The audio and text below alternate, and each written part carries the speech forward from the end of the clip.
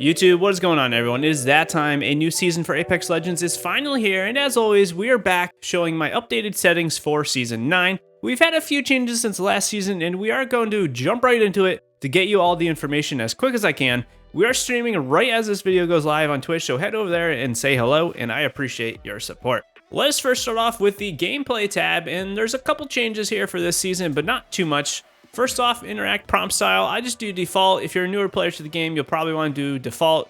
This basically gives you more information when you're looking at an item on the ground like that. If I put on compact, you'll see it's just very more simple. I like seeing the icon, and I like seeing it in the default way. Button hints, I just leave on. This basically just tells you, like, under your abilities, what button you gotta press to use it. Crosshair damage feedback, I actually turned this off. This is a new setting for me. I used to have it X with a shield icon, but having it off, I can actually just see the enemy a little bit better when I'm shooting, so I leave this off. Damage numbers, I have stacking. This just means as I'm hitting someone, they are stacking. Some people like to do both. I just think that this has too much stuff on screen, so I just like to have the stacking numbers. Ping opacity, I like to have faded. This just means if I'm looking at something, it's partially transparent. It's a little bit easier to see through. It doesn't block the screen as much. Obituaries I have on. This is your kill feed. Minimap rotation I have off, actually. I don't really like my minimap to be rotating. Weapon auto cycle on empty. I actually have this off. I don't like it to change gun automatically on me. I like to manually do it myself. Sometimes I find I swap back and forth too much if it's on, and then it kind of screws me up. So I like to just manually change it when I run out of ammo. Auto sprint, I leave this off. Double tap sprint, I also leave this off. Both of these for me, I leave off just because this is how I do it in all my games. This is definitely up to you and your personal preference. Jetpack control, this is a new one specifically for Valkyrie. I recommend hold. During the playtest, I found toggle to be kind of difficult to use. Basically, toggle just means you double tap, jump, and then you're flying. I like to double tap, jump, and then hold that second jump, so I can just let go of the jump button when I'm done jetpacking, so I do hold. Incoming damage feedback, I just leave this as 3D. Taking damage closes death box. You definitely want this off. Basically, if you're trying to armor swap and you get shot and you're inside the death box, it'll take you out of it if you don't have this off. I want to stay in the death box even if I'm getting shot just to get that armor swap. Hop up, pop up. This basically just pops up in the bottom right corner of the screen. While hop up you have on your gun. So if I go to the bow check here, you'll see right there on the right, it says shatter caps. I leave that on. Again, if you want less stuff on screen, if you're more familiar, you could turn it off if you want to. Streamer mode, I turn this off because I'm not a big streamer. If you want to be a little bit more anonymous, you can put that all. Anonymous mode, similar to the streaming mode, I just leave this disabled. Usage sharing, this sends your stuff to EA, just so if you have crashes or that kind of thing. I don't really care, I just have this enabled by default. Cross-platform play is enabled by default on my Xbox, so that's why this one's grayed out for me. Performance display, this is going to be on for me. I like to see what my frame rate is, if I'm lagging, that kind of thing in game, so I leave it on. If you don't want that on screen, you could turn it off. You see it's on the right there. It would be on. So if I turn that back on, it would be right there on the right. Last couple things for the gameplay tab. We got club invites. I have this disabled. I get a lot of club invites just because of the YouTube channel. Going to accessibility, most of these I am not particularly interested in, but I do try Tenopia as my colorblind mode instead of off. I just find that the yellow reticules are a little bit easier to look at, and same thing with a couple things on the map like Watson fences, that kind of thing. A little bit easier to see in my opinion. Especially if you're in a dark area, the yellow just really lightens up and it's much, much easier to see. Moving on now, for the last couple things for accessibility, I have subtitles I have off because I don't want to see them on screen. Same thing, normal subtitle size doesn't really matter for me because they're off. Enable accessible chat features I have off, and convert incoming voice to chat text I also have off because I do not need it. Moving on to my controller settings, for the button layout, I do button puncher instead of default. Button puncher just swaps my melee and crouch.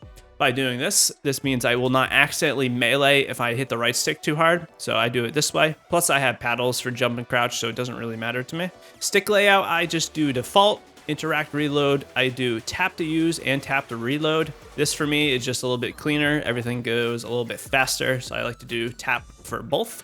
Crouch button, I do hold. It's on toggle, I believe, by default, but I changed it to hold. Basically, this just allows me to bunny hop. If I don't have it on hold, then it's just much, much harder to bunny hop. So I just leave that on hold. Aim button, I do hold as well. Survival slot button, I have this on. Some people like to have it off. I think it makes heirloom inspecting a little bit easier. I leave it on just so I can get to the survival item a little bit quicker. Trigger dead zones, I leave default. This doesn't really apply to me. Menu cursor speed, this is a pretty big one. You want the menu cursor speed to be as fast as you can control it. I leave it somewhere in the middle. If I have it up too high, I find that I can't really select the items with efficiency. It just moves too much and I don't have as much accuracy. And likewise, if it's too slow, I then cannot get to items fast enough. So now it's too slow. And the big thing for the menu speed really is when you're armor swapping, you want to be able to have good accuracy when you're clicking on items. So I leave it somewhere in the middle. Moving on to the sensitivities, I have 4:4 for look and look ADS. But I also do per optic settings. This is pretty much the same for every optic. I do 4 for the 1 to 3 times optics, and then I'm doing 5 for the higher optics.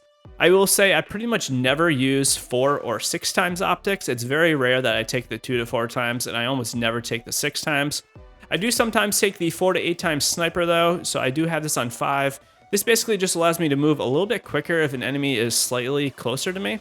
And also I do 5 on the 10 times, which really is only for the Kraber because I don't take the digital threat sniper optic at all. Moving on to the last few controller settings here, we got response curve. I do classic. The 2 I can recommend are classic and linear. Linear was very big and is very big in Fortnite, and it does have some advantages to being in close range fights where everything you can move a little bit quicker as linear. However, classic I find much easier to control at longer ranges, so I do classic. It's just kind of always what I've done. I'm a little bit older than probably the majority of you, and I've always been playing with the classic response curve, so I do classic. Look dead zones, basically you probably want this on small. If you have it on none, you're going to find that your stick will you'll probably look around without even trying. So I do small. If you have some stick drift, you might need to do large, but I find when it's on large, it's a little bit too aggressive, and it's hard for me to get a little more finer movements. So I do small. Similar to the movement dead zone, I just do small because I don't have any stick drift on my left stick. Inverted look I have off, and vibration I also have off. I've always had vibration off in all the shooters for about 20 and 25 years now. That's just kind of how I have always done that. Advanced look controls I do not use. I personally do not see this being really needed. Some people say you should absolutely use them. For me though, in my recommendation, especially if you're newer to the game, I wouldn't even look at these custom look controls. If you do want to get into it, maybe you're a little bit more experienced, you want to really fine tune your settings, you could get into this. But for me, I just leave it off because I don't see the need. Moving on to the last couple tabs, we got video brightness, I leave in the middle. I will say I almost always recommend you go a little bit higher than lower. You definitely don't want to be missing stuff because it's too dark. So I just leave it in the middle for my monitor. That will be up to you. Field of view, I believe, comes in at like 80 or 90 as default. Basically, 70 for me is way too zoomed in. Like you can't see anything on the side of your screen. If we look at the left side of my screen, you'll see the signs right there. So if I move my cursor over to where you can't see them, and then I change my field of view to 104, which is what I use, you're gonna see, I can see all the way over to here now. So I like to use 104, it's just kind of the number I've gravitated to. I would definitely recommend using somewhere between 100 and 110, which is max. I do 104, it's up to you.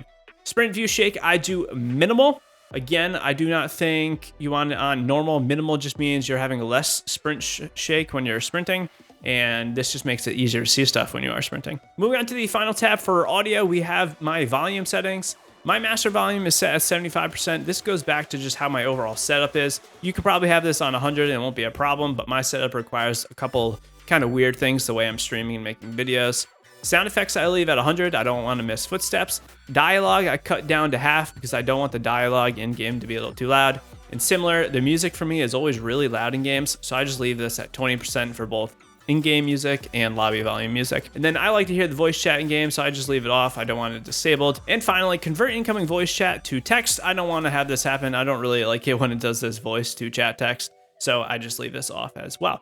And that is pretty much everything with my settings for Season 9 of Apex Legends Legacy. I hope you guys enjoyed this video. Again, we are streaming right now. If you have any questions about settings, any questions about Legacy, I was able to play early. I can come over to the Twitch streams. I can give you a few tips. Or you guys can always join the community Discord. Links of everything are down below. And I hope you have a great time with Apex Legends Season 9. And let me know what you think about these settings. Do they work for you? Do they not? And I will see you in the future videos. We have a lot planned this week. I hope you have a great time with Apex Legends Season 9. Peace out.